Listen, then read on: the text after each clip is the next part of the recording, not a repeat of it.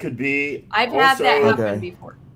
You aren't streaming like you think you are. I think that's yeah, it. Yeah, that's you're not feeding it to all the places you want to. That's what I think is going on. And so what I did is I tried to completely reset it. I turned everything off, and now I'm going one by one and trying to get the channels back on.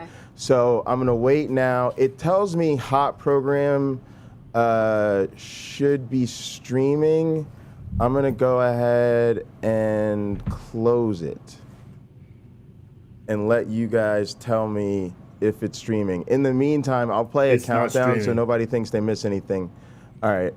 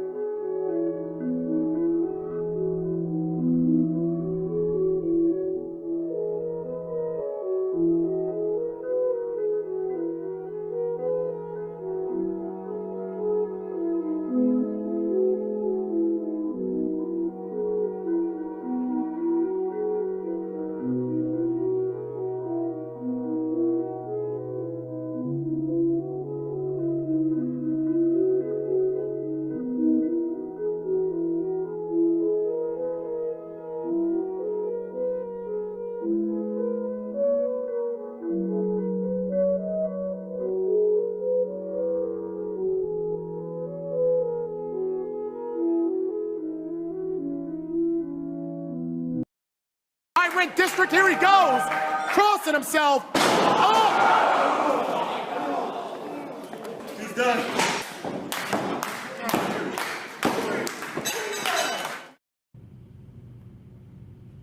Are we indeed live?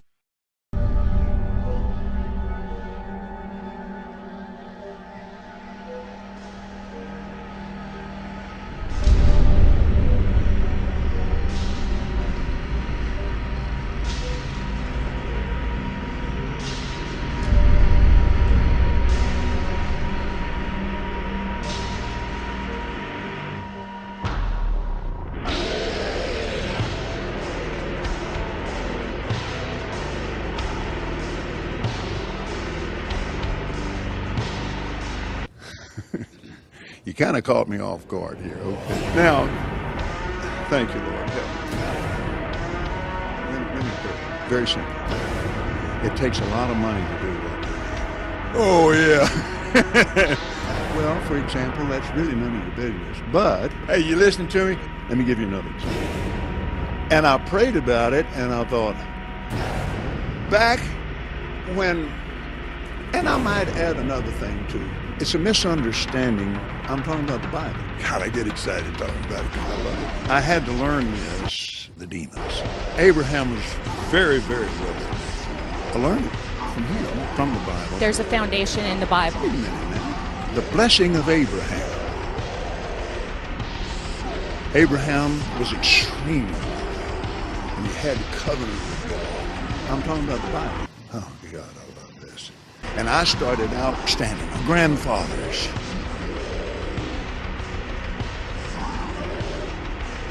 I love the people. Those are the demons. And I understand that. And I love them with all my heart. If you go into the old covenant, and it's full of meanness, it's just full of hell on earth. He made that airplane so cheap for me, I couldn't help but buy it. I love your eyes. Face to face, personally. Just the same as Jesus is very real devil. Rulers of the darkness of this world. God bless, Father bless. But it's a biblical thing, it's a spiritual thing. It doesn't have anything to do with people. And it's full of miracles, and signs, and wonders. It's full of unseen things. Jesus, people, I love people. Dragging some woman down an aisle, it made me so mad I wanted to punch the guy out myself. We wrestle not with people. And I have a lot of natural gas. All right, everybody. Welcome to Hot Program. You said we're not live? Not live on YouTube. I'm seeing us live on YouTube right now. You are not. You only think you are. I have it on my iPad. So weird. In the mouth of 2 or 3 witnesses, right, Rebekah? We are not live on YouTube. We promise you. This is nothing we joke about. That's for sure. Nothing. All right, I could fire up the old OBS machine, and we could do it that way. That's been working for us. Randy says live now. I don't see it. Really? I don't see it. Okay, maybe Yeah, you we're might have on, to refresh it. Like I said, maybe We have 11 we're on, viewers. We have the most viewers. It says we have the most viewers we've had. So it'd be interesting. Mine says 5 waiting. Now mine says You know 4 what? waiting. Maybe we're Okay, on so- a different link. Yeah, I fired up Rebekah, other channels as a backup, but it's on the right side. program. So Yeah. on the right side of my screen, it showed another window for Hot Program. So I clicked on that, and then it's live. Okay. Yeah, it says we are live on Hot Program. It would be playing Kenneth Copeland still. It's all right, guys. We're just making sure our stream is not a timeless, spaceless, immaterial being. And once that's firmly established.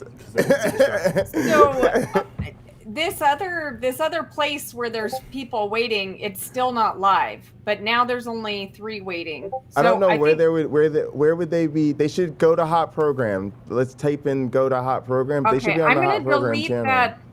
If you guys, I'm just gonna go. Yeah, I see here we have 6 watching. So let me change the link. I'm gonna send this link to the people who are waiting. Okay. Yeah, maybe you sent the one. link to the video and it changed the link to the video. I tried to send you the link to the channel. Because of Restream. Yeah. Well, no, Restream changed the link. This has happened to me before with OBS. So I'm sorry. Oh, that's okay. I'm just gonna go. I'm gonna change the link. Let's see. We can put people on the moon. All right, we're good though. We've got 14 people watching. Guys, welcome to Hot Program. Wow, I'm cool. of course your host with the most from the East Coast, and I am in airplane mode. I am joined by a man who thinks you should have at least one revelation. At least one revelation each time you read the book of Revelation. A man who needs no introduction, and a very special guest who I owe a gazillion pocket change the next time she comes through one of my live streams, because she's actually the person who alerted us to our technical difficulties. Not only that, we have been obsessed with getting her, obsessed since day one. It was like, so you want to do a show? Right, yeah. And we're going to get Rebekah, right? And we're going to try to get Rebekah, right? So, folks, we'd like to welcome Rebekah Davis. Yes, welcome to the program. Welcome. Thank you, guys. I'm so happy to be here. Yes, thank you for joining us. I'm going to turn it over, my one black friend. Go ahead and get started. Okay. Rebekah, first of all, thank you for being here. Secondly, yes. Where is your accent from? Well, like I told you, I really don't have it. Like people always keep telling me, like, you have an accent from Minnesota. I've never been to Minnesota. So I really don't know. Give me 1 second, guys. There's people waiting over here, and let me tell them that we are live at this link. Thank you. I appreciate you taking the time to do that. Do you have it set up? I don't know if they can see live at... Yeah, I was trying to, I should drop the link for the channel. That way it should, be a little bit easier to find our stuff. Well, you can catch Rebekah's channel, the Bread of Life channel, and we'll have her talk with us a little bit more about that. So if you'd like to see more of her, you can there. I've been lucky enough to tune in to several streams, and I was working when you were talking to S.J. Thomason the other day, but I wanted to reach out. Thank you, guys. There's people waiting at the other link, but I can't. It won't. The link isn't when I post it. Okay, did you post it? Yeah, I posted it. I posted it here in the chat. I posted it in I posted it on the screen. I'll put it also in the private chat. Wait, it's sorry on. About that. No, it's ahead. on the other. Let me just say, click on Graham. Yes, that's what I'm trying to do, is get them the link to the channel. That way they can go there, and it should pop up either on the home page or under videos.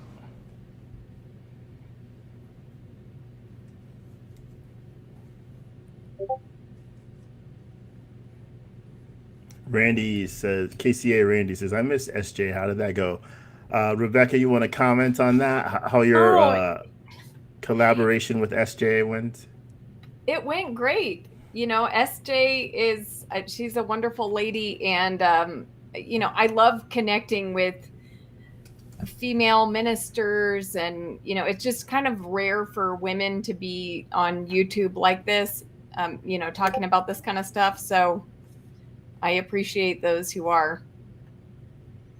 Well, it was interesting to see. There were some philosophical disagreements there, and I really admired the way that you respectfully challenged her. I thought that was just great, and I'm like, this Rebekah is really someone special. I appreciate your approach. I try to be the same way when I disagree with someone.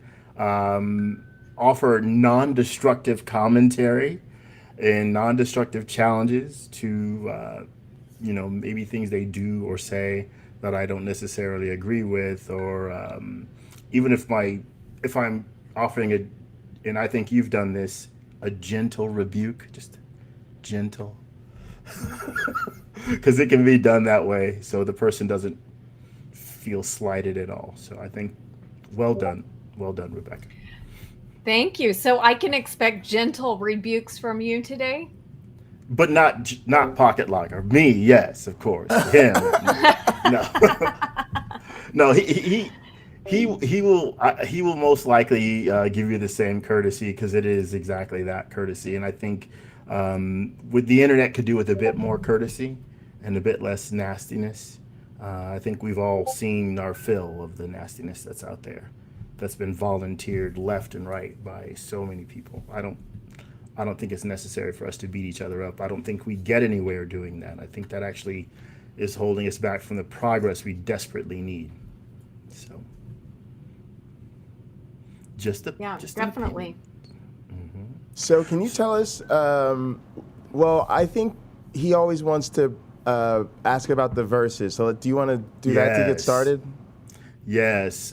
So what are some of your, maybe 3 of your favorite Bible verses? And then as a follow-up, how would you say your Christianity, what in the Bible sort of speaks to your Christianity? Certainly Christianity, like a diamond, is a many-faceted thing.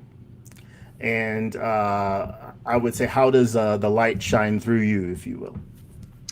I love that question. Thank you. And there are some passages that I would kind of say are, you know, particularly important to me. So this is a good question. So one of them is Romans 5:19, and it's actually like inscribed on my wedding ring, because this is an important verse for both me and my husband.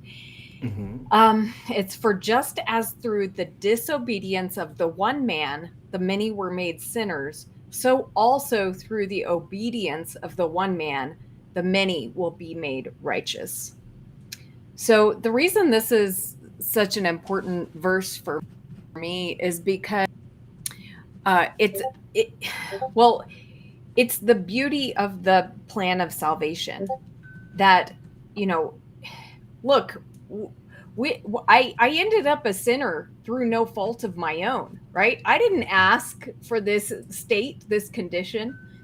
And just in the same way that I ended up in this condition through the sin of, you know, Adam and Eve, so also through the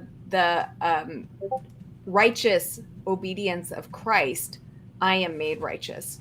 So I love that. And that is actually the reason it's important to my husband, is that he didn't grow up in a Christian home. He read the Bible in college, and he was an atheist. So he wasn't a strong atheist. He just, you know, kind of was like not, he didn't believe in God, but when he read the Bible in college, it was the book of Romans and the book of First Corinthians that really spoke to him. And it was this concept of salvation, that of, you know, the like beautiful symmetry of it, that caused him to say, you know what, I don't know if there's a God, but if there is, this is his story. And so, yeah, that was his, you know, that was kind of like his entry point. He grabbed onto this idea and he said, wow, this is like, you know, if there is a God, this is how he would have done it. This is the way. And so he loved that. And it's been important for me. There was about a 10-year period when I feared being rejected by God. And my husband would always get out Romans chapter 5 and read Romans. He'd be like, are we going to do this again? I was like I had covers up to my, you know, chin in bed, and I just don't want God to reject me. And my husband would be like, oh, I can't believe we're doing this again. You're a Christian and you don't believe the one thing that Christians are supposed to believe, that you're saved. And so he would be, here we go, Romans chapter 5. And he would read Romans chapter 5. And then I would, you know, be reassured. So that's why that passage is significant for me. Okay. Well, I think it's a good thing to be renewed in your values. And it's even nicer to have someone there to go, hey, you've not forgotten who you are. I'm here to remind you. That's a wonderful thing. Okay, so do you have two more? Yep, I do.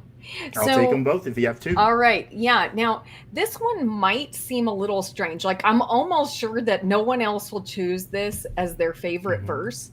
But for me, it's been one that God has spoken over and over again to me. And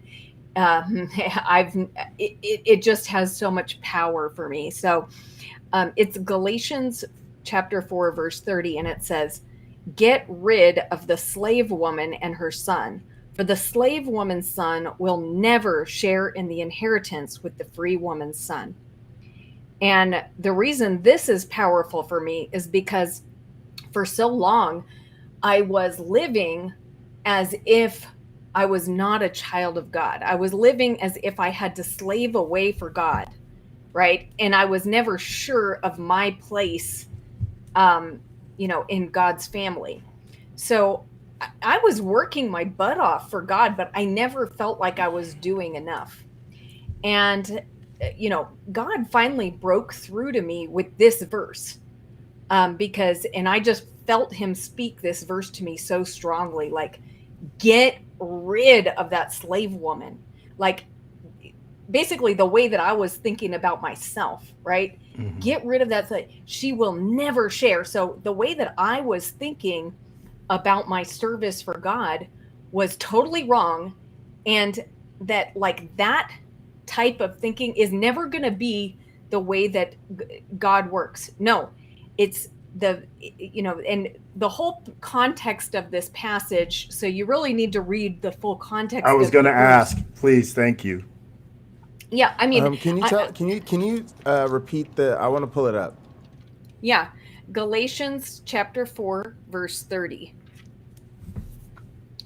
So the whole context is very much what I'm talking about. Okay.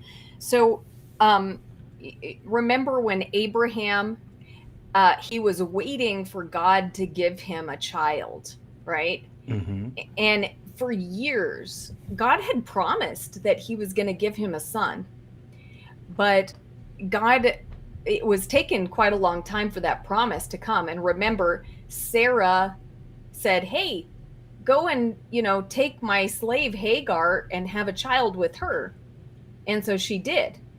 And so then so basically, remember that Sarah ended up kicking Hagar, like, to the curb because Hagar was making fun of her son and blah, you know, eventually Sarah had a child. But anyway, basically, in Galatians chapter 4, verse 22, it says, for it is written that Abraham had two sons, one by the slave woman and the other by the free woman. His son by the slave woman was born according to the flesh, but his son by the free woman was born as a result of the divine promise. These things are to be taken figuratively. The women represent two covenants. One covenant is from Mount Sinai and bears children who are to be slaves. This is Hagar. Now, Hagar stands for Mount Sinai in Arabia and corresponds to the present city of Jerusalem because she is in slavery with her children. But the Jerusalem that is above is free, and she is our mother. Okay, so let me skip a little bit because I don't want to get too long, right? Again, I'm already almost there, so let me just keep going. For it is written, Okay. Be glad, barren woman, you who never bore a child, shout and cry aloud, shout for joy and cry aloud, you who were never in labor, because more are the children of the desolate woman than of her who has a husband.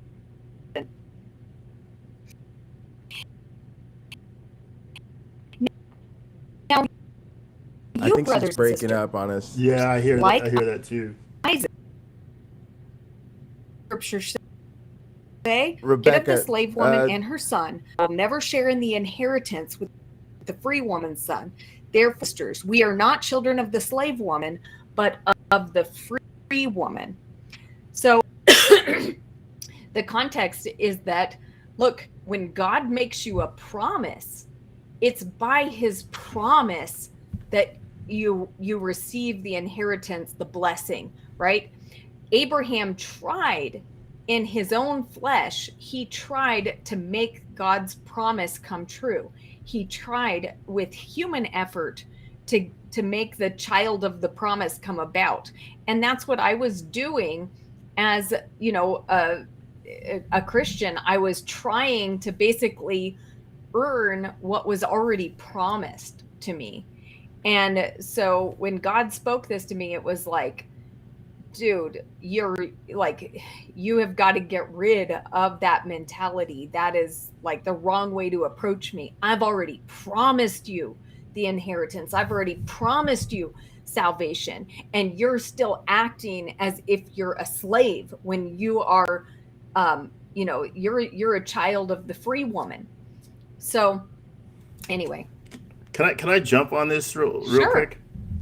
So what we learn from the story of Hagar is set free with her son Ishmael. yep. She's set free. And hold on, that's in Genesis 21, chapter 21 that it talks about it. And it says, I'm going to just skip a bunch. After some time, when all their drinking water was gone, Hagar put her son under a bush. Then she walked a short distance away and sat down. She thought her son would die because there was no water. She did not want to watch him die. She sat there and began to cry. God heard the boy crying, and God's angel called to Hagar from heaven. He said, "What is wrong, Hagar? Don't be afraid. God has heard the boy crying there. God will help the boy. Hold his hand and lead him.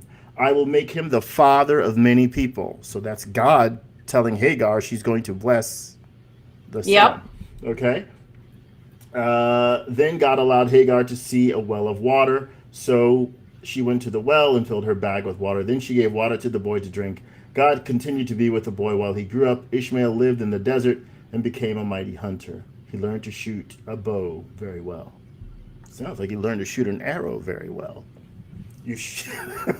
But so I don't know. I guess maybe this brings balance to the force in a manner of speaking. Now, I doubt that whoever wrote the 1 Corinthians and Galatians, rather, they can't get to everything. You can't talk about everything, otherwise they'd still be writing today. But often I find one scripture is a target-rich environment, to continue with the archery terms, for I would say wisdom, learning, allegory, all that sort of thing.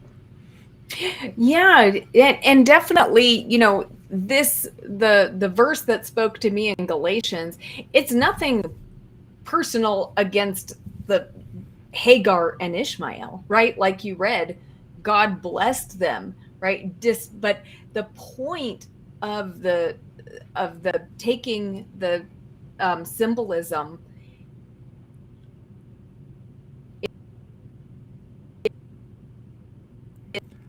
Oh,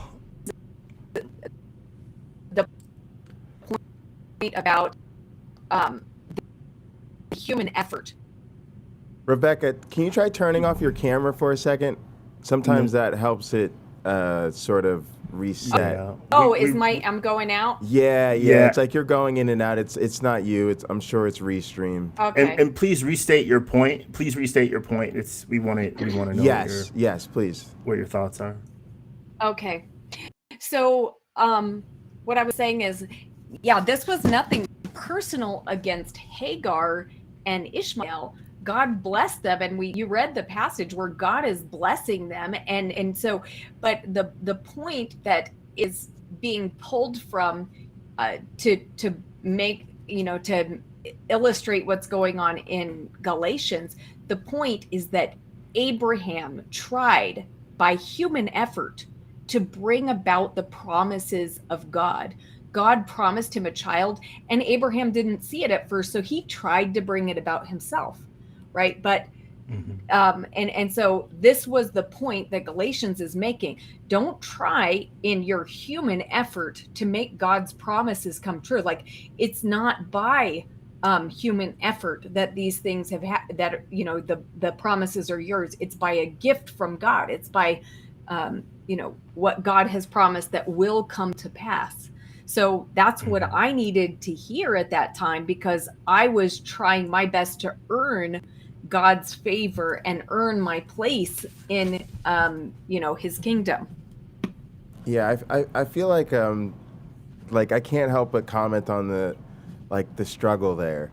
And I feel like especially people who are maybe non-believers and haven't been in community with believers for a long time, or people who never were part of churches or never believed, that there's a difference between holding some idea in your mind and believing in that thing, and the sort of life and the intricacies that come with actually struggling to serve God day in and day out, and feel the need to get better, and to never feel content, right? Because you're always, even if you're not sinning and you're feeling good about not sinning, you're oh my man, am I boasting in my not sinning? That's bad juju right there, And it's just really great to hear somebody talk about that.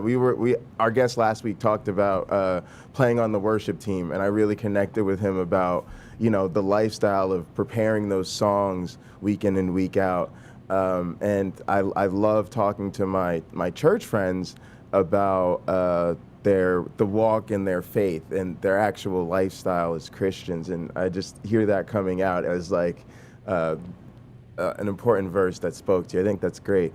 Do you want to tell us, and I'll pull up the third one? Yeah, the third one is one that's, I think it's probably a favorite of many. I don't know. It's Mark 2:17. It is not the healthy who need a doctor, but the sick. I have not come to call the righteous, but sinners. So I love this one. And because this is when Jesus is hanging out with sinners, and the religious people are like, why are you hanging out with the sinners? And Jesus was like, well, it's not the healthy who need a doctor, right? So I came for the sick people. And for me, that's good news. Because, in the times when I've struggled with, I'm not as righteous as I should be, this is encouraged me that, well, if I was, I'm not the one Jesus came for, right? And I think this kind of actually, this is also an answer. I feel like this is, I'm an evangelist, so I share the gospel, and I've noticed that the number one thing, when the gospel, I love the moment when somebody first gets the gospel, when they first understand it, and they're like, wow, and I've noticed that the first question that often comes to people's mind is, what about all the people who haven't heard this, right? And often it'll be phrased as like, what about all the good people who haven't heard this message, right? And now, I'm an inclusivist, meaning I don't think people have to hear the message in order to be saved by Jesus. I think it's much better for them if they do hear the message, right? Like, I believe the message is extremely important. It's life-changing. But I believe I'm an inclusivist, meaning I think Jesus can save people who haven't heard the message. Can you just quickly maybe distinguish that or not from a universalist?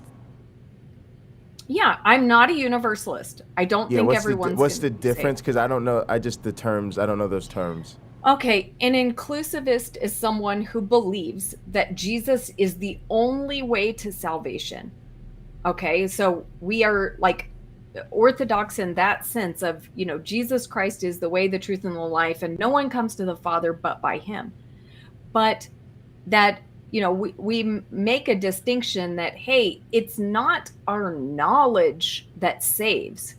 It's Jesus himself who saves, right? And Okay. he can extend his salvation to anyone he wants, right? It doesn't have to be someone who directly heard the message and confessed Jesus as Lord and put their trust in him. Like, he can see people all over the world. He knows their hearts. He knows who wants to be part of his kingdom, and he can extend that salvation to anyone. And so, I believe that many people who've never heard the gospel, and some of them who have heard about Jesus but have not accepted them because of cultural barriers, religious barriers, I believe that they can be saved.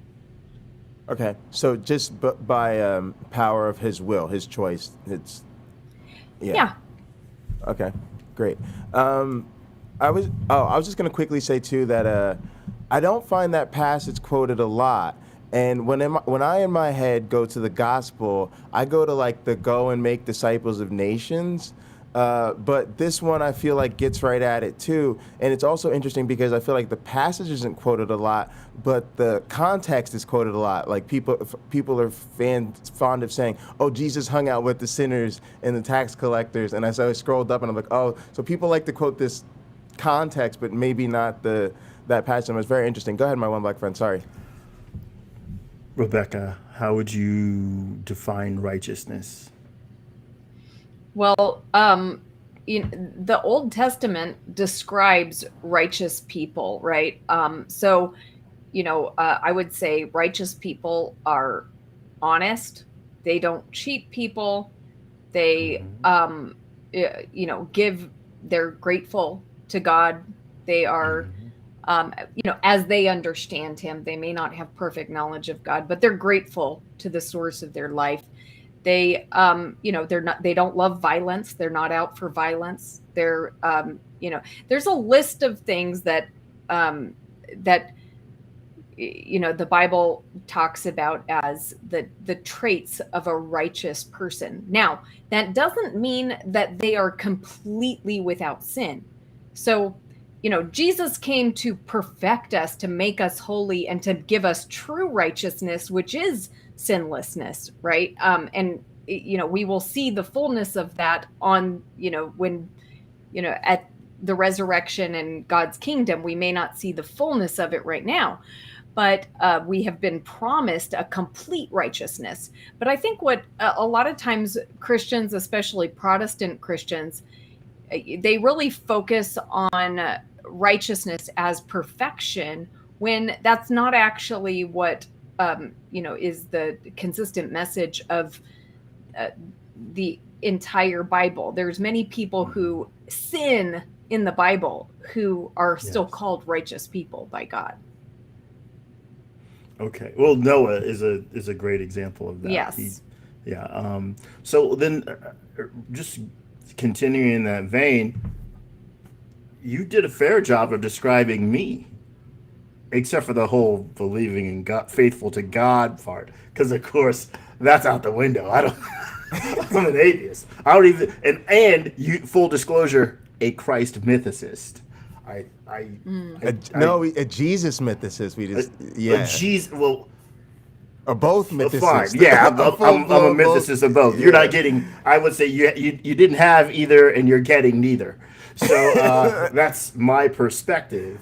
After careful study, years of it, that's the conclusion I've come to.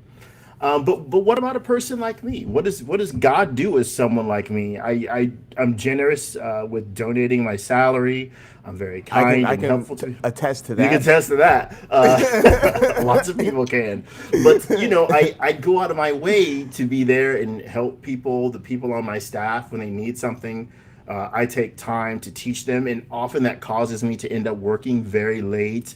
I just try to be as helpful to others as I possibly can be, to my own hurt at times. When it came time for me to buy a house, I didn't have the money because I'd given it away.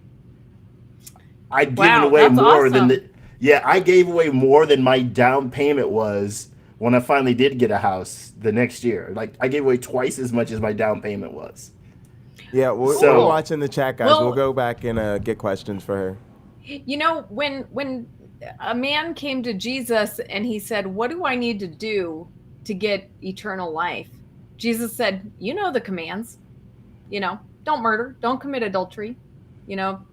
Basically, he listed off the commands, right? And Yeah. the guy was like, "All these I've kept." Always have since kept. Mhm. But anyway, well, actually, there's two stories, so I might be conflating them. But the result was, in one story was Jesus told the guy to sell his stuff, but the result in one of the other account, Jesus said, "Do this." When the guy said, "Oh wait, okay, now I got it." So he said, "I have kept since I was a child," and Jesus said, like, "Do this and you will live," or something. Oh no, wait, okay, I'm so Well, sorry. sell all you have and give it to the Wait, poor. yeah, okay, that came later, Mhm. but that Jesus didn't tell him he had to do that to have eternal life. He said, if you want to be perfect, go sell all your stuff, right?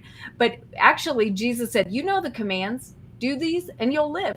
So what I will tell you is, I can't give you an assurance, because I can tell you that anyone who trusts in the name of the Lord Jesus Christ will be saved. But I can tell you that, if you are living a righteous life, right? Mhm. Then, like, that's what Jesus said. He said, "Do these things and you'll live," right? But one of those commands was, "Have no other gods before me." So, I I don't. guess my well, I took that very seriously. well, now let me ask you this: if it Yes, of turned out that you were wrong, and Jesus is the king, would you be okay with him being king? I would, Rebekah, but if you knew me well, you would already predict what was going to come out of my mouth next, which would be, I have some management tweaks for Jesus. Quite a few suggestions, because I don't think he's running the show very well. I think he does. I would criticize him for being extremely lazy, a terrible listener, not really wanting the job that he has. I would say, for a perfectionist, he just is not really interested in being King of Kings and Lord of Lords. The fact that we have a society here in the United States where someone wants to force me to share in their values, where I clearly should have a choice. Is it opposite day? We're supposed to be free people, so I don't want to murder anybody. I don't want to steal your things, but also, like, my body is mine, and you can advise me not to sin, but should you be able to force me not to do what I don't want to? Things I want to do. When has Jesus ever forced you not to do? Oh, no. something that you wanna do? Well, I don't believe Jesus forced anything. I think I he's know. a guy in a storybook. You and I could have some talks, I'll tell you. Like, But I guess he's saying, where would I guess he's asking, where would the source of the force come from? Other Christians that think they're doing his will. Okay. Yeah. Okay. Right? Yeah. I'm kind of. Right? Yeah. That's kind of how I see it manifesting. Now, I'll be honest. I think a lot of times, and I'm gonna phrase Jesus like he was a real guy. Okay, I think a lot of times Jesus is being perfectly clear, and I think often in our modern times, in ancient times, and even by other authors in the Bible, what Jesus is asking for, what he is stating, is being misunderstood left and right because people found a way to use what Jesus is saying as a stick to, well, let me get my ruler because then I'll appear like a teacher, something to beat other people with when that is never the purpose, nor is it necessary. Yeah. You Well, know, it and then sounds I'll like say- you know go ahead. something, right? It sounds like you know I know something. many things. Okay. Yes. So, I think a lot of times, Rebekah, people unfairly use Jesus as a doormat.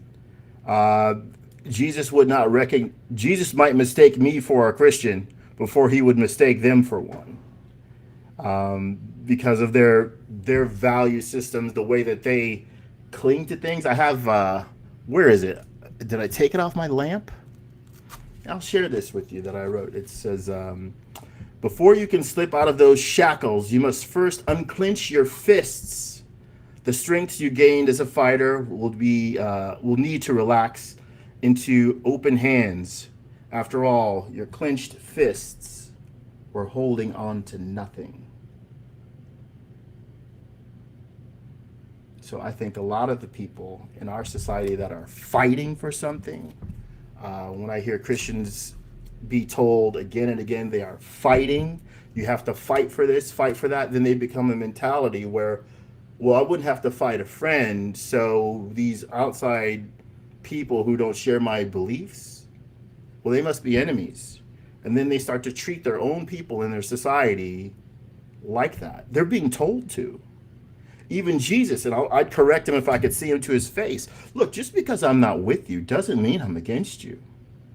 If you're trying to get people to be kinder, nicer, sweeter, happier, I'm all for that. I'll help you. I'll gladly help you if I agree with your methods. But just because I don't think that a person who isn't on board fully with you, Jesus, should go to hell, I don't need you to get me an express ticket, thinking, well, you're awful because you don't believe what I tell people to believe. And I mean, I'll be honest, I think Jesus in the Bible and Paul, I think they I've said this before on Hot Program, they set the bar really low. You have to follow a few things and basically believe, and you're in. You're in, baby. The disciples are there. Oh, welcome. I see you have a ticket. We have you on our OnlyFans list in the Book of Life. You can come right in and enter now into the joy. Come on in. We have wonderful things prepared for you. There's punch and pie. That sort of thing. I get it. All right. But again, I think in our am I talking too long? No. Okay. I think people can go about things in a way that is restraining to others and doesn't allow them to have the freedom that they should. So. I want you guys to actually continue this conversation. I just kind of want to catch up with some of the questions from the chat. So let's, Rebekah, if you can, just try to answer these as quickly as you can, and if I have to respond, I will too. And I just want to put that out there so that people understand that the brevity isn't you. I'm just asking for that so we can get through more questions, because I appreciate all the questions in the chat. So, question quickly: why do you fear God, and is it healthy for a child to fear God? I think some people need to fear God, but some people shouldn't fear God. So, Proverbs says the fear of the Lord is the beginning of knowledge. Okay, but that doesn't mean God wants you to stay in fear.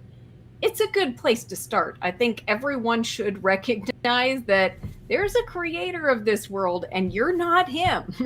And so it's a good thing to recognize the kind of power that you're dealing with and the mind and the, what's going on with reality.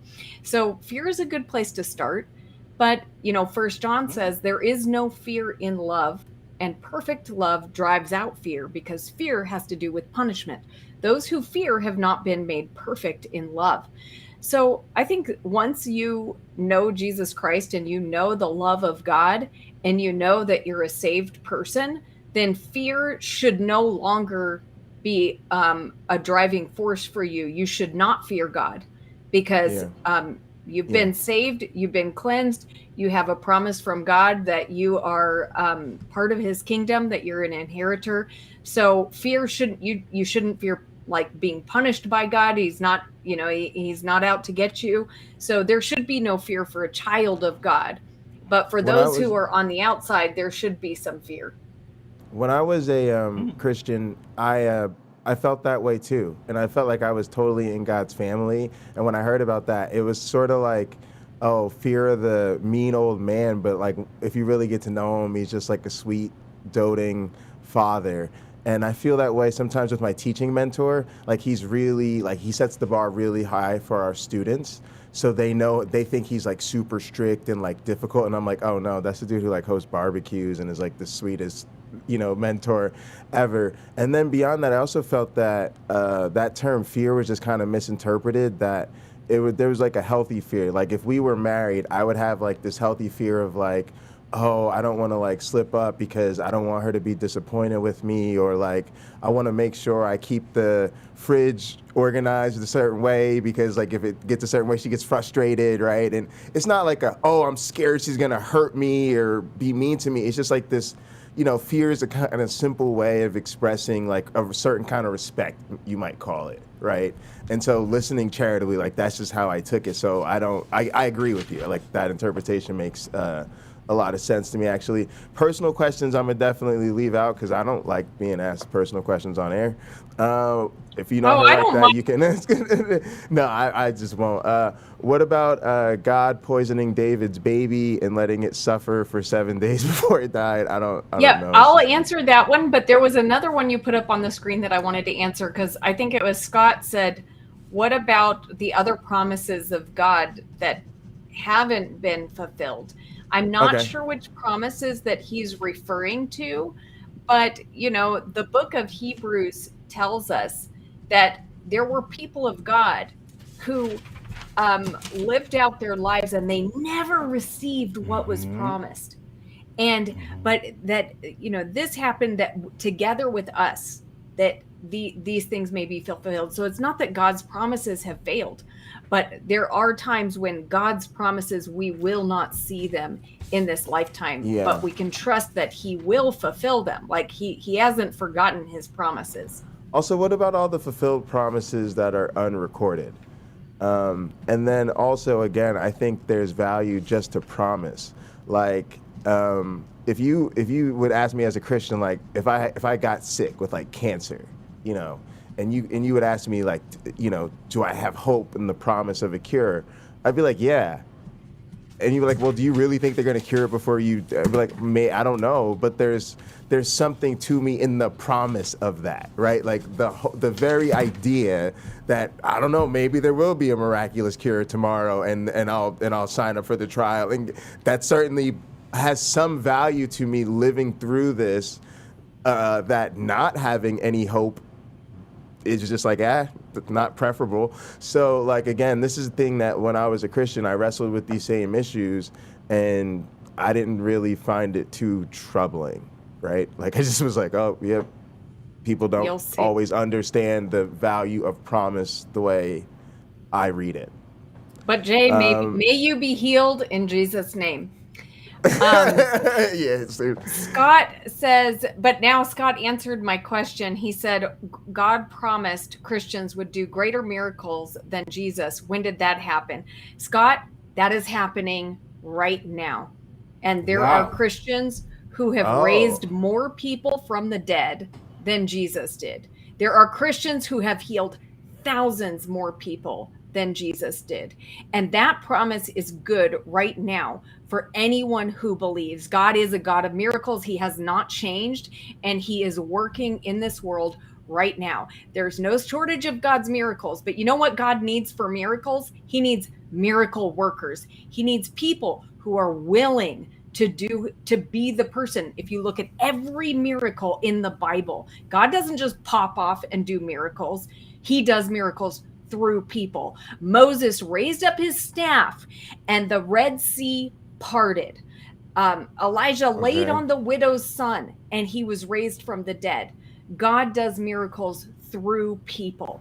So you have to sign up to be a miracle worker if you want to see the miracles of God here and now. And that's another example of the undocumented promises. Go ahead, my one black friend. My mother's been in a wheelchair for almost 20 years. She's been a Christian pretty much her entire adult life and part of her childhood.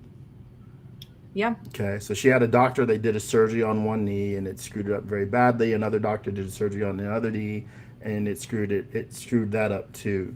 So why can't God, because she's prayed for this to be healed, she's had people in the church get involved, she's still in that chair. I go visit her and I'm saying 1 foot in Jesus' name. Mm-hmm. Believe May me, she be that's healed in been Jesus' requested. name. And I know. But let me tell you this one, my one black friend. And I'm just having so much fun with your name here. That's why I'm here. But have you heard of Delia Knox? Okay. No. How's that spelled? Delia Knox is a Christian. Look it up later. I'll send you the name later. Delia Knox. Thank you. She was a Christian, who was in a wheelchair, paralyzed for 23 years. Okay. She cried out to God for years for healing, and she didn't see it. And she got to the point where she gave up. Like, she did not want anybody to pray for her. She did not want, she basically gave up. But then, some years back, maybe 10 years ago, at a revival service, an evangelist prayed for her and she got up out of her wheelchair. She walked and she's been walking ever since. Great. So give me that guy's phone number. 23 years. So in 3 years, when my mom is almost 90 years old, when she's probably going to need a walker, she can give up her wheelchair and walk like the lady you just referred to. Well, you see I can't promise the timeline. I can't promise the timeline. Right, but if God were more like me, then okay, I got your request 20 years ago. It's been in the queue. We're gonna handle this. And since I have all this power over the universe, I'm gonna make this retroactive, okay? So it'll be like I heard you back then, right? And then it's done. But that's not realistic, is it? That's not really the way it works. It is. I'm assuming I can knock on any Christian's door and ask them a similar question, and they have an example like you, and I can be happy for that lady who she could leave her chair behind and walk on her own. I'm happy for that lady. But I want to be happy for my mother too, that the utility of her legs has returned to her, and they're not just an aesthetic part of her body now that she can't even use beyond getting in and out of her chair, in and out of the shower, on and off of a toilet, right? Yeah. We clearly see people who have fully functioning legs and can even be remarkable gymnasts or really fast runners. They have that ability. My mother, I don't think she deserves what happened to her, right? But she evidently, her grace, the God's grace is sufficient for her. When you have awful people who are walking around murdering people, shooting them, going into stores or school and shooting them up, why couldn't God put those people in a chair and make it hard for them? But that's not what we see. That's not what we see. Yeah. So I would say, isn't it more likely that if God exists, if I grant that God exists, that he's not really interested in my mother basically being a shut-in and unable to go drive and see friends and things like that and see her family, that everybody has to sort of come to her. She can't, when I go to her house, like, you need me to do this for you, do that for you, get this for you, that. She doesn't even get in the car anymore. She used to. But that's where she is now. There would be no justice in a God that treats people worse than he treats my mother and on that level. And yet, that's what we see. My mother is one example. There are billions more. Is she a believer? She sure is. And so she's still walking. She's still hanging on to the walking promise. in the faith figuratively, She's hanging on to the but promise. she's rolling in the faith in her chair. Okay, yeah. All right. Rolling in the faith. So if she's able to maintain her faith despite being in the chair, I'm sure if she's maintaining the faith, it disturbs her that her son is not in the faith because of her in the chair as one of the reasons, right? I have amazing comebacks to all challenges from my family about this Jesus stuff. Seriously, they don't even want to come here with. I'm sure they don't. My one black friend. You know what I'm remembering though is that I genuinely, when I was a believer, I felt that that was just part of God's plan. I felt like I didn't always have answers to these things, but I felt like that wasn't necessarily my responsibility, but I also did sort of buy into the idea, it's part of the reason I didn't buy into faith healing, because it's garbage.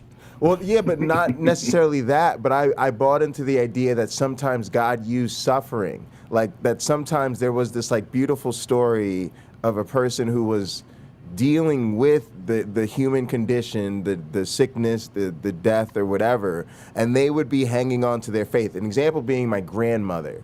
My grandmother got diagnosed with cancer. She's survived to this point, but I remember when, we first found out or whatever, and I'm saying the wrong thing. I think it's colon cancer.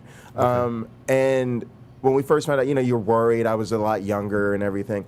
And I remember that she just kept serving the church, kept serving the community, kept, visiting the other sick people and doing the whole thing.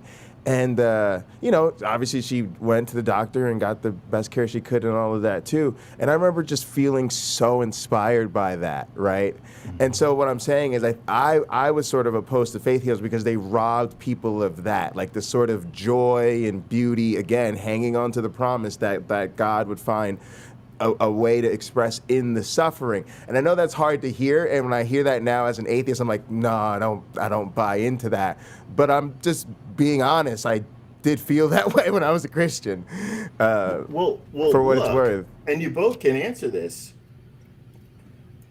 If there is a God, what does that say about him that he's willing to inflict suffering on people who don't deserve it? Why? For his ego. So what? God can have the glory. Are you serious? If we knew, if we had neighbors or friends that were like that, could we stay friends with them? Is it possible? I never thought of it as his will that they do all that. It was just the condition, right? It wasn't him sitting up there being like, I want this person to do that. It was just this person has the condition, and then as an expression of their free will, they still want to glorify God. I don't know. I'm not saying it makes sense to me now. Clearly, it doesn't make sense to me now. If it did, I'd be a believer. but it made sense to me in a way then that I want to grant charitably to people who might be feeling that way now and say, it's not unreasonable to me. Well, I think this issue, and there are Christians who promote the idea that everything that happens is all for God's glory. I completely disagree with that. And I don't think your mom's sickness is from the Lord. I don't think it is the will of God. But the way that I see it is that God is not in control of this world. There is nothing in the Bible that tells us God is in control of the world. The reality is this is a spiritual battleground. A lot of bad stuff happens that is not God's will. That is why we pray, Father, may your will be done on earth as it is in heaven, because God's will is not always done on the earth. Now, your mom, she may be experiencing this attack from the enemy right now. And you know what? That may continue until, she's in glory with Jesus. But she also could get healed tomorrow. we are in a spiritual battle. We are battling real spiritual forces, powers of wickedness in the heavenly places, and also human evils. And so we don't win every battle, but we know that we have a promise that we have the ultimate victory. But I am not going to say your mom that God wants her to be, you know, in the wheelchair. If that were true, then she'd be in the wheelchair in God's kingdom. But, you know, God tells us that there's not going to be any sickness. So Rebekah, so I appreciate you sharing this, actually, because I think this is what I was hoping. Like, this has gone way better than I could ever hope for, and you're expressing a lot of things about your theology that I definitely didn't know, and so I'm definitely glad we got into that. I want to touch on this question. I just want to say to the chat, a lot of the questions I glossed over. They were great questions. It's just I'm accepting her interpretation of things, and I'm trying to understand how she sees the world, and so you know, a lot of those things we'll revisit, and we're just not going to be able to get to all of the questions, but I want to get to some of the key ones.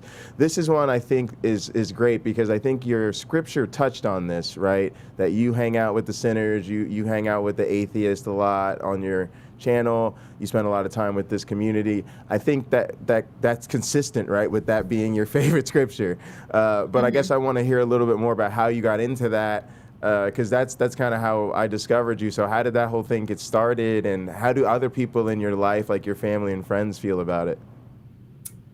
Yeah, thanks. That's a great question. Well, it kind of happened by accident, because I started my channel just to share the gospel, and mostly like directing it toward my community at that time, which was mostly Muslim and other Christians and stuff like that.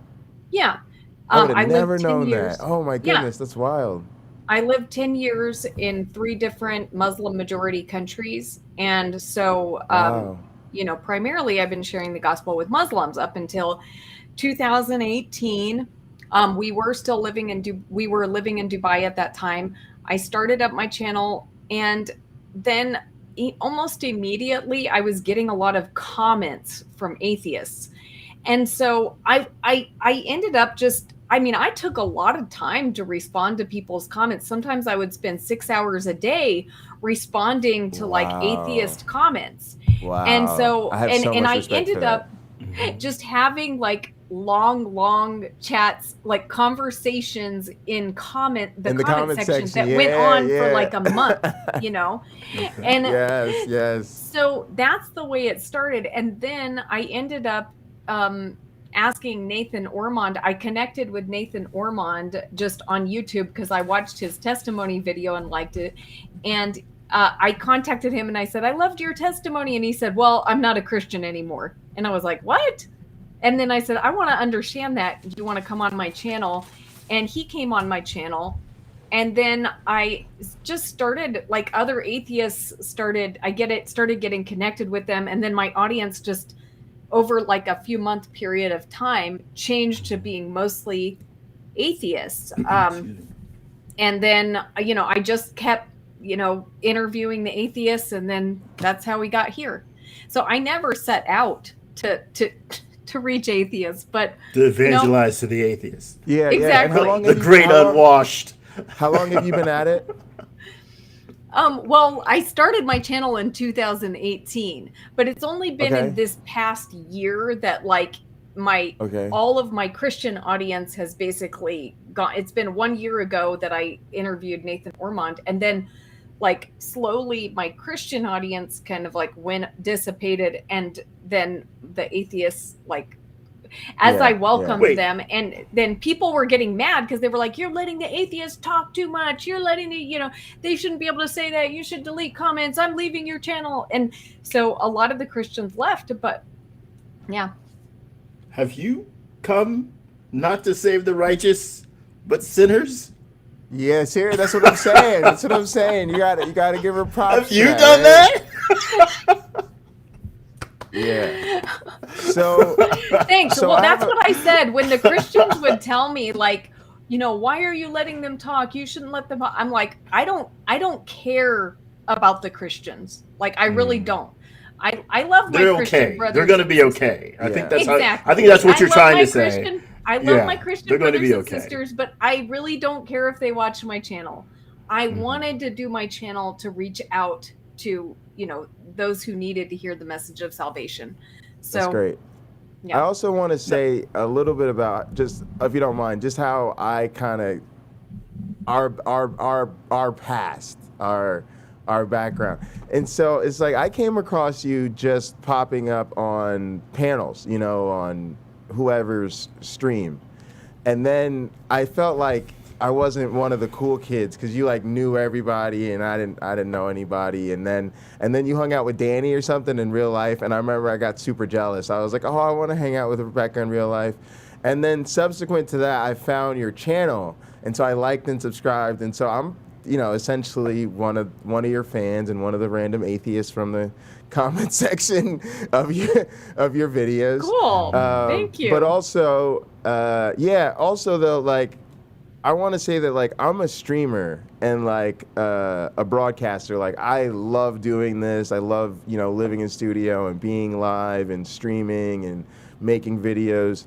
But there is something to all the technical stuff that has to be dealt with. And I feel like a lot of guests and a lot of hosts and certainly a lot of other content creators, like their heads explode with the technical stuff. And you have been cool as a cucumber. Yeah. Rebekah's just been like, oh, by the way, your stream's not live. Not worried about the alerts going off, not fazed by the chat.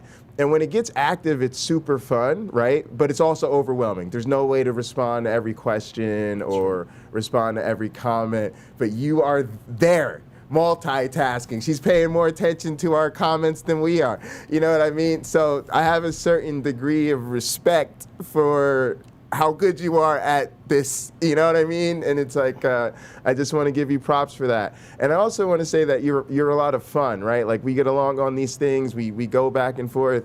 And I remember even people reacted, because I was live streaming when you like booted me for going at Sal or whoever it was. And I was like, yeah, guys, this is what happens, but we do this all the time. I've put my MyOneBlack Friend backstage for no reason. It's just part of the streaming culture. And I said that to people. She didn't kick me out of the studio. I didn't go anywhere. I was still there in the private chat, right? So Rebekah's cool. She knows how to deal with this. She knows how to handle herself. There's no beef between us, right? And I know you're a young earth creationist. I've always known that. And so even though I kind of reacted to finding your Examining Evolution channel, like how could she put this, I mean, what would I expect your content to be, right? So I recognize that was me being caught up in my feels. So it's all good. I've loved having you on. This has been so much fun. And MyOneBlack Friend, I'll turn it back over to you. I just wanted to acknowledge that and get that stuff out there. Thank you, Jay. Before we're done, I want to get this young earth business. We got to have a talk about this, because in Genesis 1, Okay. there's some stuff you ought to know. I know there are a lot of questions in the chat, and I don't really look at the chat. So Pocket Locker, can you kind of bring forth those questions? I'm starring some of them that we can come back to. Okay, Rebekah, what should God be doing for people on earth? Or does God owe us something? I don't think God owes anyone anything. So I don't think there's a what should he be doing. But I think God he loves people, and he is doing things for people on earth. Okay. If you became God tomorrow, like God says, Rebekah, I can't do this anymore. I've made a lake somewhere with awesome fishing, and I'm going there to be by myself. I want you to take over. Here's my chair. Here's my rod. Here's my staff and my other staff of angels. If you need something, just tell them, or you just do it yourself. It's up to you. But earth is now your dominion, except for my fishing hole. That's on me. So what are some immediate changes you'd make?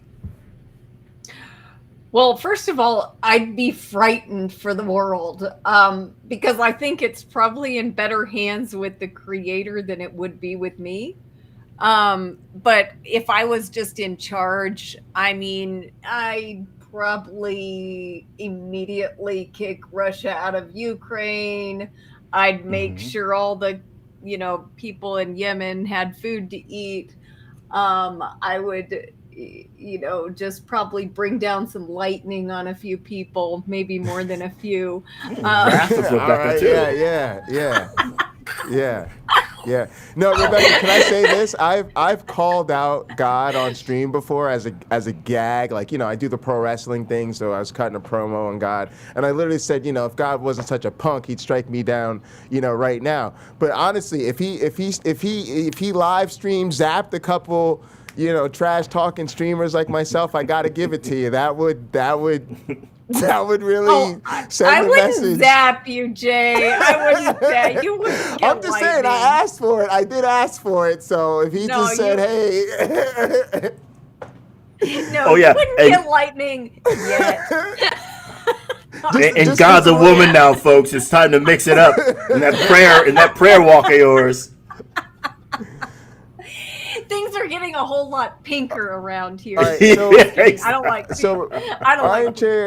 Chair here ask a question. I think next we got to set something up. We're not big enough to take super chats, but we've got to figure out something so we can sort through some of these questions. How many times can a person commit adultery, and will they be forgiven every time if they repent and trust in Jesus? I'm gonna just say if you're a believer, yes. But go ahead. What do you think? Yeah. As many times as you commit adultery, you can be forgiven. And so, how when Jesus came, when the disciples asked Jesus, how many times should we forgive people? Up to 7 times? Jesus said, no, not 7, 70 times 7, right?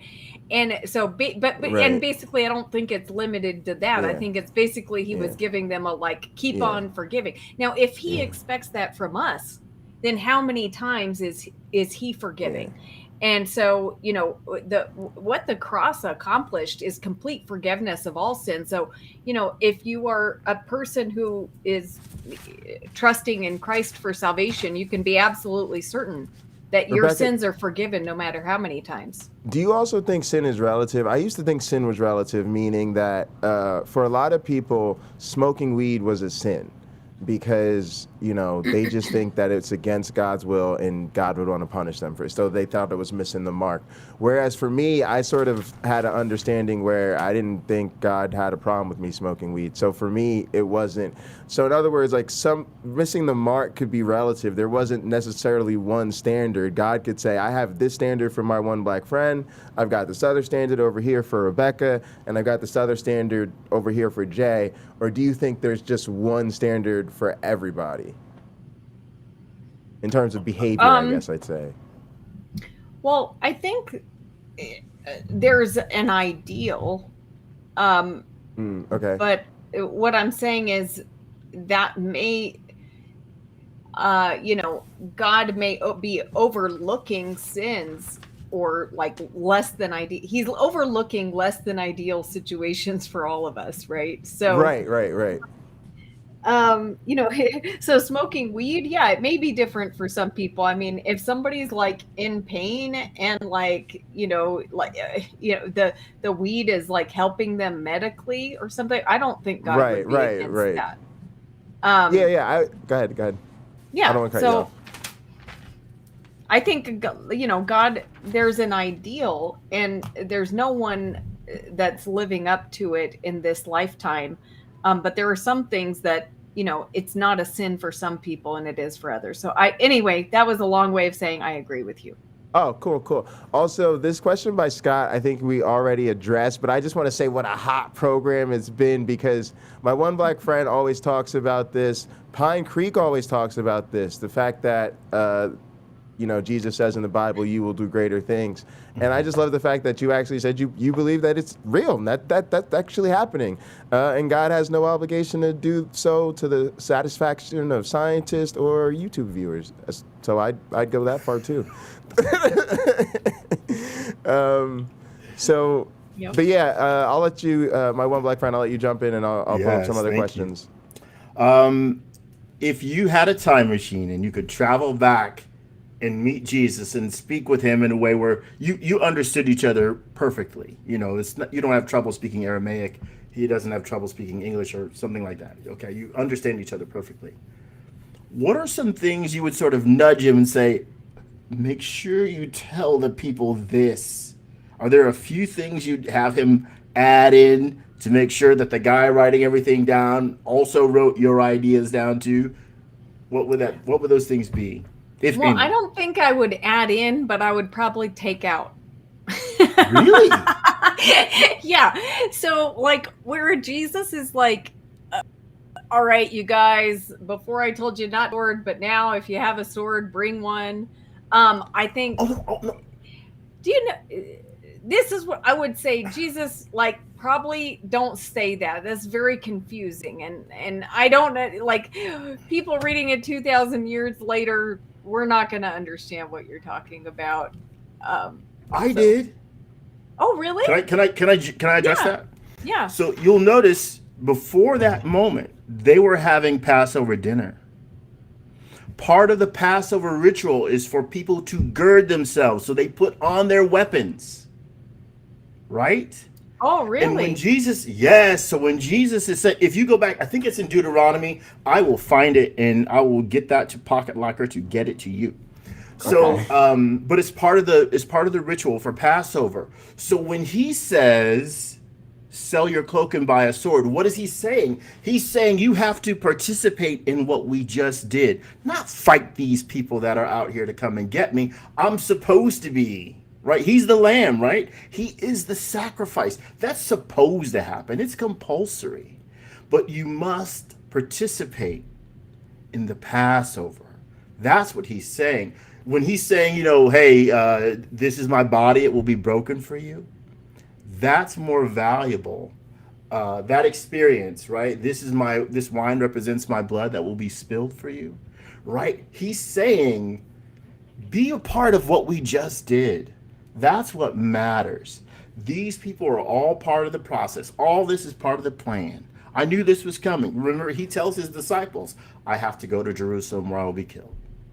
The Son of Man will be killed. I feel like I'm Right? interrupted. So- I feel like you two should you two need to get a Bible. Are you seeing Rebekah? He loves the Bible. He loves it. He loves it. He Yeah. thinks it's so wonderful.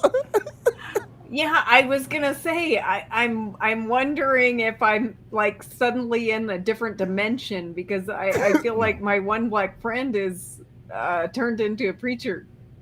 I can do it with the best of them. That's not a joke. I can do it with the Cool. best of them. I can even sound like a few of them if I want to.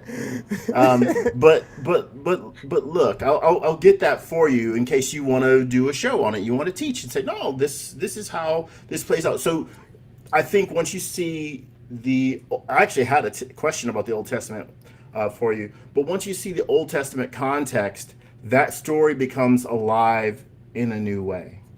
Okay. Now, what Okay. else you got? What is there anything else you tell them?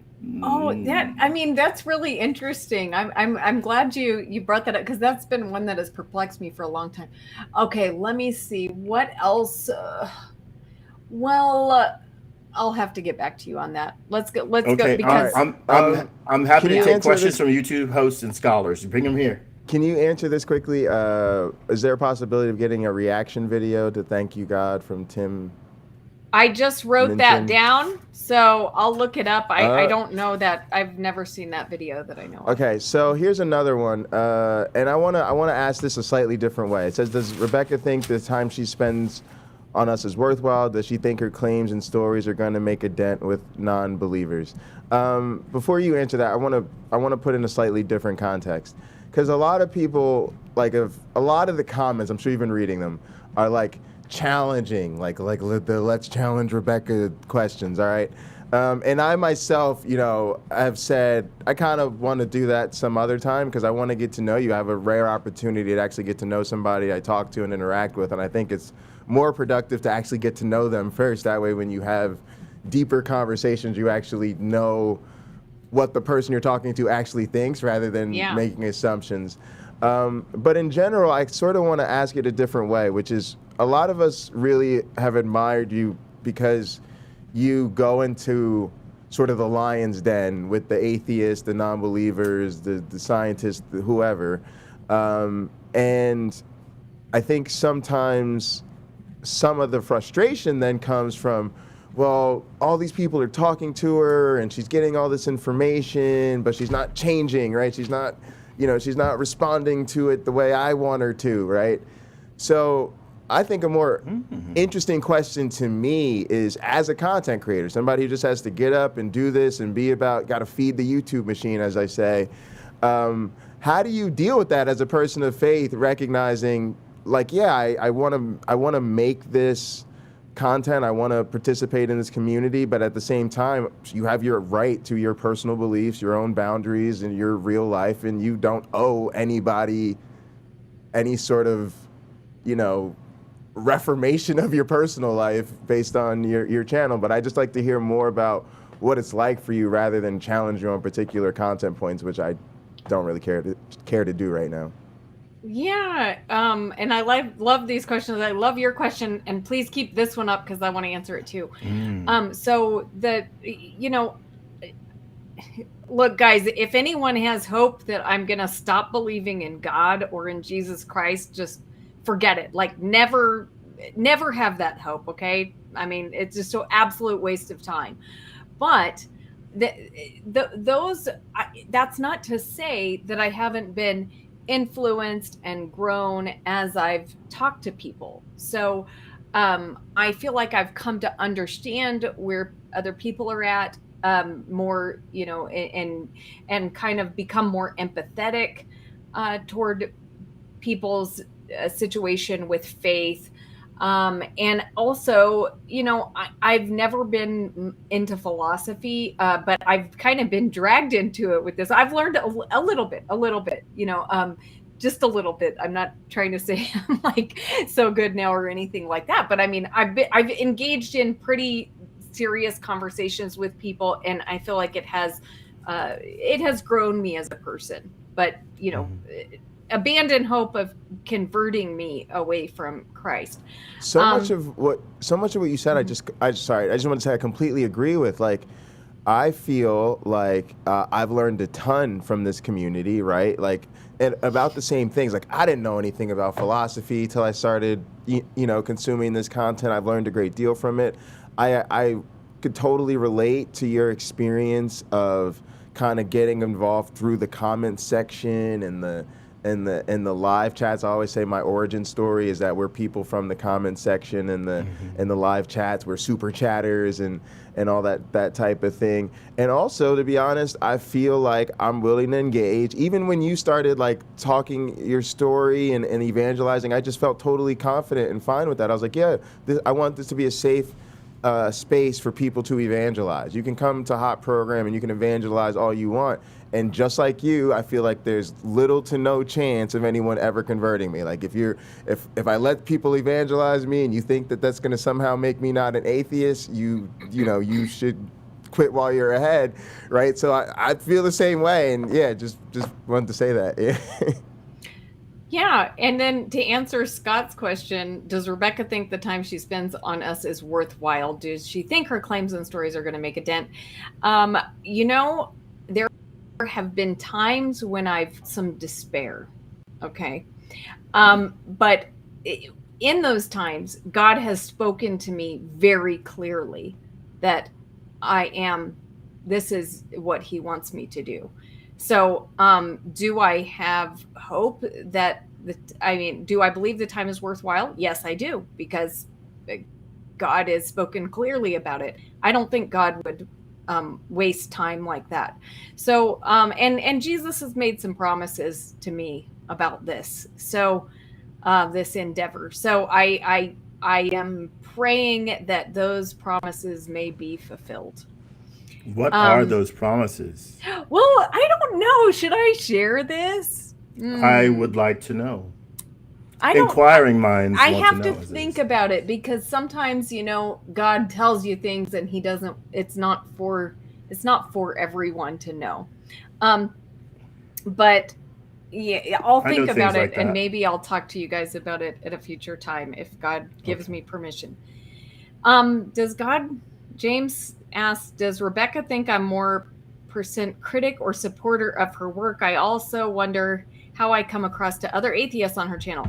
James, I think you're very supportive. But what I mean when I say that is I recognize that there are things that in my theology and things that you're critical of. However, I do feel like you have a decent, I mean, I don't even want to say decent, a good understanding, good mind, good philosophy. And so I feel like you've actually been a helper to me on some of these streams where I'm getting in the weeds and people are kind of going at me. And you've been kind of a voice that has said, wait a minute, I think, I'm hearing Rebekah clearly on this. I'm understanding her point. And so, like, I feel like you've kind of been a voice of reason at times when people aren't listening. So I definitely feel, I feel support from you and not so much criticism. I love having James Apperson's support, and I feel the same way. James, sometimes I'm not as responsive as I should be on Facebook because I'm really bad at using Facebook, and I'm trying to get better. I'll actually get back to you after the show because I know he sent me a message that I need to reply to. But yeah, I think James is super awesome, and I really appreciate, like all the fans, I appreciate when people reach out to me off air. And hoping to have him on the show soon. And also say there's a lot of people in the community who I'm not quite sure what their beliefs are. And I kind of think that that's a good thing. And oftentimes I guess what somebody's beliefs are, and I'm wrong. And that's also a good thing. All right, my one black friend, back to you, my guy. Wait, I wanted to answer a question that Cameron please asked do, in the please chat. do. Cameron, Please is it do. easier to evangelize to atheists or Muslims? By Great question. far, it is Great so question. much easier to evangelize to Muslims. Muslims, I feel like they have such, of course, there's a spectrum. I mean, there's people who are culturally Muslim, but they're not really, like, they call themselves Muslim, but they're not living it, just kind of like Christians. Then there's like Muslims who are very devoted. Then you have, the Muslims who are extremely devoted, maybe a little bit, dangerously devoted. But basically, in every respect, I would say no matter where they are on the spectrum, it's so much easier to talk to Muslims and to see them get saved. Like so I feel like God, he has been revealing to himself to them. And it's easy to see them receive the revelation from Christ saved. So by far, and so, yeah, I don't even know, have any like atheists on my channel been saved? I don't know. I mean, I feel like my channel, I've had some messages on the Bread of Life channel saying people got saved, but I don't know if they were like atheists. I don't think so. And then there was one person who got saved on a stream. So that was cool. But, really? I mean, like live, like on a stream? Like on air? Yeah, but they were not themselves on the stream. They were in the chat. Okay. That's still pretty awesome. Yeah. So, but definitely much easier. Muslims are a very good mission field. In fact, guys, I wrote a book about this. I wrote Bridges of Love and Understanding, how to bring the message of Jesus to Muslims and everyone else too. And like, this is my experience sharing the gospel with Muslims, but this book is really to convert Christians, because a lot of Christians think negatively about Muslims. And I want to show them Muslim faith is, I mean, of course, there's extremists, and I'm not talking about that, but Muslim faith is a positive force in the world in general. Again, I'm with it. There are exceptions to that. Like, I mean, there of course are Muslims carrying out atrocities around the world, and I don't want to downplay that. But I'm just saying 10 years of living in Muslim majority countries, being completely surrounded by Muslims, I have just grown such an appreciation and respect for Muslims. And some of them are so much more devoted to God than Christians. And so I just want Christians to understand who they're dealing with when, it's not the Muslims that they see on TV doing, the horrible things. So I was going to ask you quickly about your All right, so confession, I'm starting a bunch of YouTube channels, and the motivation's pretty simple. I like doing this, but at the same time, I don't want them to like overlap. Like if me and Tux do something real crazy, I don't want that to reflect negatively on me and my one black friend, right? So it's nice to keep things. But I was wondering, like for you, what was the motivation for starting your second channel? What has that experience been like, and how do you go about, you know, any crossover between them if you or not? Oh, you mean examining evolution? I have 3 Yeah. channels because I have Bread of I Life. only knew about 2. See, I'm new to the game. Well, you might not know this one because it's in Persian. So it's a What? Persian channel. It's a Bread of Life in Persian. So I do a Bread of You Life speak Persian. Farsi? Is Yes. this show not fire, y'all? Like, are you Shatori. not learning new things on this program خوبم، right مرسی. now? حال شما چطوره؟ خوب هستی؟ What? Stop. Why is this خوبم. happening? Oh, wow. Now But I don't know a lot. That's all I know. Khubam, khile, khubam. That's all I. Because I was working near a falafel place, and the woman there sold lots of Middle Eastern food, and I said, "Teach me how to say hello, please." And she was so nice enough that she would do that, and that's all I know. I know how to say hello in a few languages, you know. So Yeah. Um, I never learned more than that because I was quite busy there. The chat is impressed. Also, they're asking for links to your other channels. But yeah, talk about starting the other channels and what that's been like. Yeah, so I actually started the Persian channel before I started the English channel. The Persian channel, you can find the link on my Bread of Life channel. If you scroll down to the bottom, it'll show my other channels, and so you can find the Persian one. Okay. And then Examining Evolution is also there, and I started that one because I have always been passionate about this topic of evolution because it was a major stumbling block for me when I was a teenager. Okay. And it was one of my big questions that I needed resolved. And so I know that many Christians believe in evolution and they reconcile that with the Bible. That's fine for them. But the reason I care about this topic is because I do think many people believe that we could come about by natural processes and develop into what we are by natural processes, and that keeps them from the knowledge of God. And so that's why this is an important topic to me, because I think everyone should know that God exists. And this is a huge lie that people have, swallowed, that oh, we're all just here by natural processes. See, it all just happened. We all developed. And so that gives people, it makes it harder for people to find God. So that's why I care about it. Okay. But I know you're a huge believer in evolution, and you think I'm just off my rocker. Just being full disclosure. I'm in practicing a professional evolutionary biologist. That's my job, and I teach and do research at a university. So literally my job. But go ahead. I know, and I don't want to. I don't want to. No, it's fine. It's fine. Yeah, it's fine. It's okay. Rebekah, since you can come on my Examining Evolution channel for an interview. I was going to ask. There you go. If you let me do that. Yeah, if you let me do that, that'd be awesome. I'd be honored. I'd be honored. And both of you guys are welcome. You're both welcome to come on Bread of Life for an interview. I think that's what we really want to do. We want to come on Bread of Life and talk to you over there. That'd be great. Thank you so much. MyOneBlack Friend, go ahead. Yes, you were going to say stuff. I'm available weekends, but not weekdays. There we go. Rebekah, in your Bible, can you open up to Genesis 1? Sure. And go to... We'll pick it up in the middle of something going on. Verse 17. Chapter 1, verse 17. Yep. And then read down to 25. 26 is, and God said, let us make man in our image, after our likeness. You can read 26 if you want to. 26 and 27, I think, go together. But it's not what I'm after.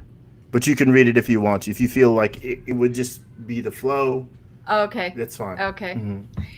Let's see. God set them in the vault of the sky to give light on the earth, to govern the day and night.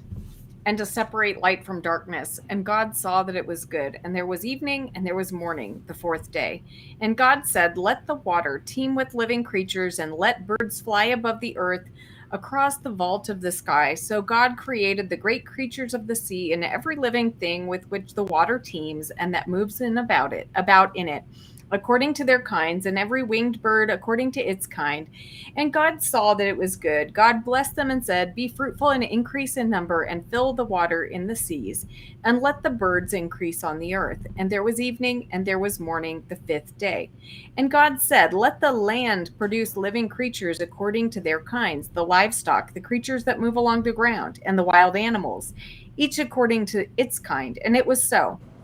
God made the wild animals according to their kinds, the livestock according to their kinds, and all the creatures that move along the ground according to their kinds.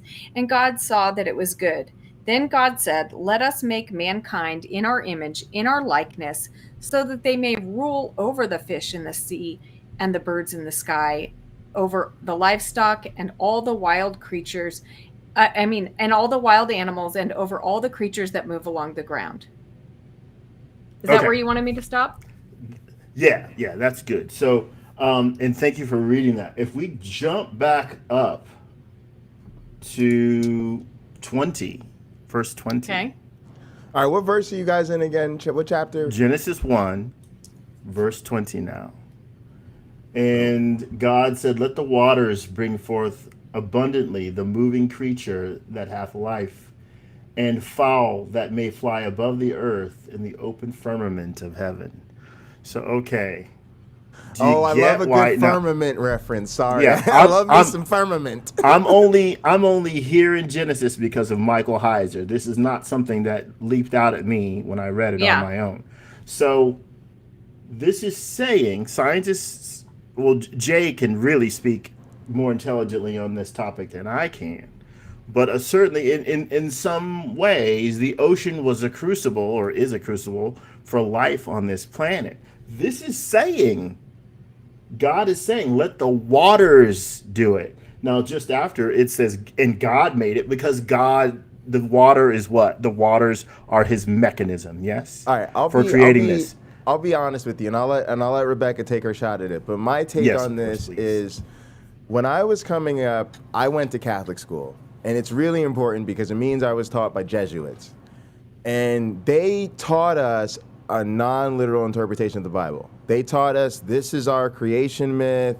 It ain't perfectly accurate. Matter of fact, it's borrowed from all of these other creation myths, from all these previous cultures. It's just like theirs, but there's some Jewish stuff in it. And so I had to be taught that there was a conflict between a lot of theist and evolution, because in Catholic school we were just taught this is natural history, this is theology.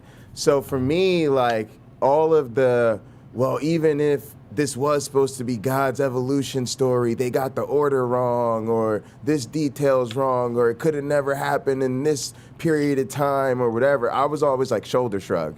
And I wasn't shoulder shrug like because I'm an atheist. As a Christian, I was like shoulder shrug. Like, who cares? I was always on the side of like perfect message through imperfect vessels. The people who told the story obviously didn't know what they were talking about scientifically. And so it just didn't matter to me. And now, as an evolutionary biologist, it just doesn't matter to me, because one of the things we teach our students from a philosophy of science perspective is that evolution is just as atheistic as plumbing. It's just a scientific theory that we believe is supported by the evidence. You know, it's no less of a theory than gravity, but a theory nevertheless. And so it doesn't say anything about whether or not there is or isn't a God. And so it still could be the case that God is real, and he just did it through what looks like evolution, and he's either playing a trick on us, or he just hasn't revealed all of the real story to us, or whatever. Like, that's all very possible. And as an evolutionary biologist, I would be remiss if I said otherwise. So it's still like a shoulder shrug, but it's an interesting conversation because of the theology and people's perspective. So I want to hear Rebekah's perspective, but I just wanted to be honest that there's not a lot at stake for me other than the conversation itself. And I understand that perspective, and that's that's why I said I don't care what Christians think about evolution. If Christians believe in evolution, fine. I don't even touch that. Like, I don't want to talk to Christians about evolution. The reason I care about it is because not everyone is like you. Not everyone is shoulder shrug, and I wasn't. Right. Because now I'm being taught, at home that, this creation story, and I'm being taught at school this story of evolution, and I'm going, these stories don't match up. Something's wrong with this. Like, this does not match up. And so for you, I still feel that way. Look, I still feel that. I've heard all the explanation. Rob, I don't know if you guys know Rob from Apologetics and Michael Heiser. Yeah. So I've heard all of their little. Yeah, and Erica, I think, right? But I'm sorry. And look, if I really thought evolution, if I it was actually historically accurate and scientifically accurate, then maybe I would be able to find a way to reconcile it. So my problem with evolution started out as a faith problem, right? Like, it started out as a Bible and evolution. How do these work together, or is one wrong? But now my problem with evolution is scientific. Okay. So what I mean by that, and I have to separate my young earth creation from my disbelief in evolution. Okay. These are two different things. Those are separate issues for you. Okay. Those are separate issues, because my young earth creation is very much part of my faith. So rooted what in I'm the Bible? saying is, I think there's some pretty good, there's evidence against young earth creation. I also think there's evidence for young earth creation, but at the same time, the reason I believe young earth creation is because of what I read in the Bible. Now, the reason I don't believe in evolution is because I don't think it is good science. And even if I wasn't a Christian, I would not believe in evolution. Yeah. So and that's kind of my criticism. How far it's come for me. Mm-hmm. And we'll save the in-depth conversation for your channel, but that's kind of what I feel like on the other side. That's what I felt like with Taylor. When I said Taylor's trash and you didn't like that in the comment section, that was not meant to be Taylor's a trash human being. It was meant to be this is really bad science. And from my perspective, she's an awful scientist, right? And so I'm saying the same thing. You have a scientific critique. You don't think that the current consensus amongst evolutionary biologists is good science. So you think that reflects either deficiency of those scientists as the way they practice science, or a deficiency of their scientific evidence, but you're saying you scientifically don't think it's up to snuff. The same way I'm thinking a Taylor is just, homegirl, this is not going to cut it, right? So I definitely see that, and I think that that's nuance. There's a meaningful distinction there, because a lot of people don't say that. They say, because of the story in the Bible, right, the evidence has to correspond to that, and that makes it a very different confines that you're dealing with, if that's what you buy. I've heard somebody tell me that it's a trick, right? Because they're committed to the Bible says it has to be this, and this is what people see, so God's playing a trick on us to test our faith. You're not committed to that. You're saying, I'm just getting young earth creationism from the Bible, and then over here, I don't think the evolutionary account is good enough, and so you don't have to have a dishonest God to reconcile the two. Right, exactly. I mean, I think you articulated it well. Thanks. I want to see if there's anything else you want to get to MyOneBlack Friend before we wrap up. And I think, are we all on board for round 2 at some point? Yeah. I'd love it. Yeah, this was fun. This was fun. Yeah, this was great, guys. And thanks for promoting this. And yeah, we got to put her book up there too. On our next broadcast, we should begin, with her book. Yeah, we could talk about the book. Give her a little promo for her book. Please, yeah, guys. that'd be great. Yeah, that'd be great. Let's do that.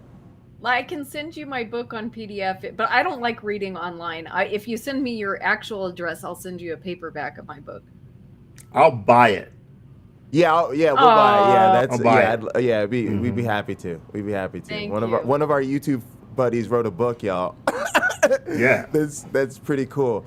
Also, like, I just want to say you've been great, like I said, about the technical difficulties and everything. I appreciate the chat and the fans for bearing with us. Also, it speaks to the strength of Rebekah's community that they'll kind of hang in there and stick with us.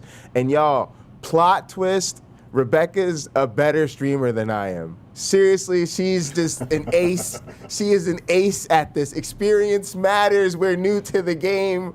We are trying to grow here and get some practice in, but you've been marvelous. Like, really, Yes. really, a lot of respect. I have a humble admiration for your ability to juggle all of the tasks and stay focused during a broadcast. It's really, really impressive.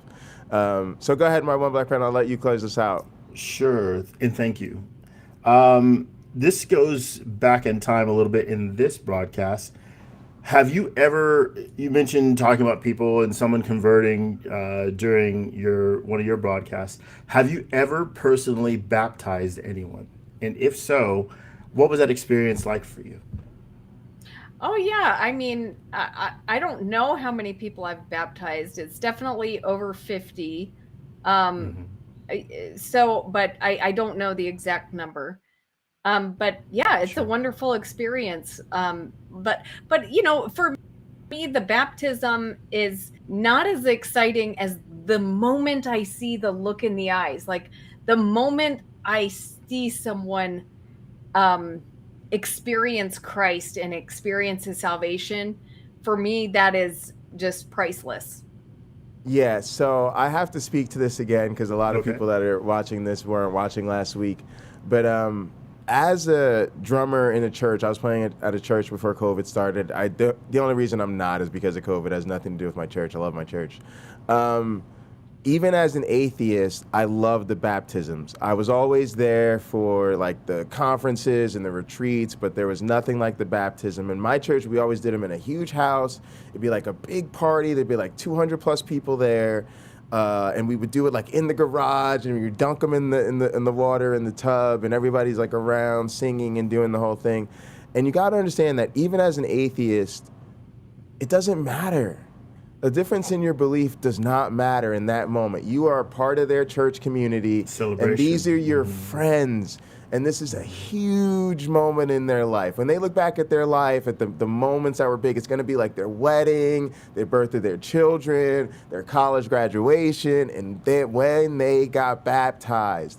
And their parents and their best friends come in from all over the world, and everybody's crying, and it is It's amazing. It is amazing. I'm trying to watch my mouth in front of the lady. It is amazing. It is so cool. And so I always tell people, if you don't understand, you're just not about that cult life. You just don't understand what it's like to be part of a community like this. So I'm going to speak to it. You don't have to be a believer. It's an awesome, awesome thing. And you're just happy for your friends. And if you're atheist and you have believers in your life, learn to celebrate those moments with them, because you can take your friendship to the next level if they say, oh, I can include you in my religious celebrations. I don't have to exclude you. You're not going to act weird. You get it. You can be a part of my life. And then maybe you have even more conversations with them, and you meet other people in their life as well. So I just wanted to put that in there. Rebekah, close this out. Tell us other stuff you want to plug, anything else you want to say, any other questions you want to address. The floor is all yours. Thank you. You guys have been so gracious and wonderful. This has been really fun. I do want to respond to something in the chat. YouTube Punk said, oh, is she allowed to do that as a woman? And then someone else responded and said only women are allowed to baptize. I mean, women are only allowed to baptize other women. Well, I've baptized many men, and it's not so. You know, there are different traditions depending on your denomination or your religious, the branch of Christianity. Of course, if you're Catholic, then only the priest is going to be able to do that. But, within Protestant Christianity, there's a variety of perspectives. I am a part of, I just call myself a Christian, but basically I'm an ordained minister. But what my understanding of the Bible is that anyone who's a disciple of Christ can baptize anyone. And so you don't have to be a minister. You don't have to be a certain gender. If you're a disciple of Christ, you're called to make other disciples, and you're allowed to baptize anyone.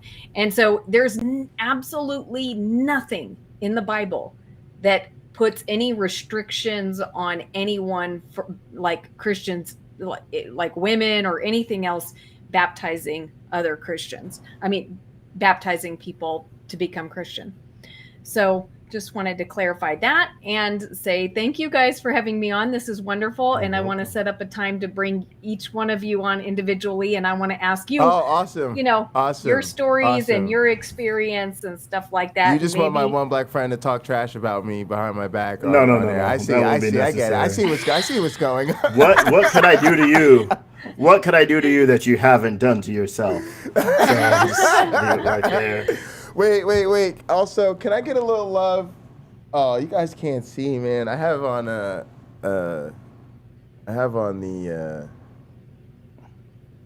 stained glass tights.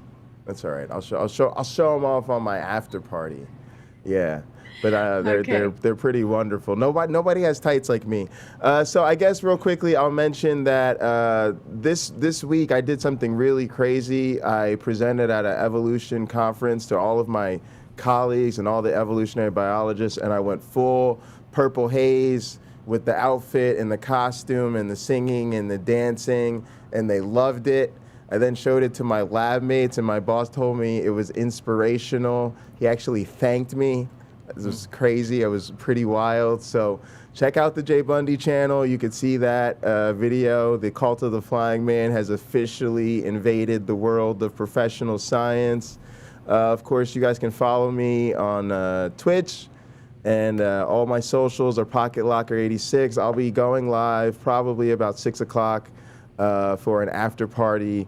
And then at 10 o'clock tonight, I'll be back on the Jay Bundy YouTube channel for live audiobook commentary for Christopher Hitchens. And that's about it for me. And with that, I guess I'll say be good to yourselves. And each other. All right, we'll see you later, guys. Poof. See you later.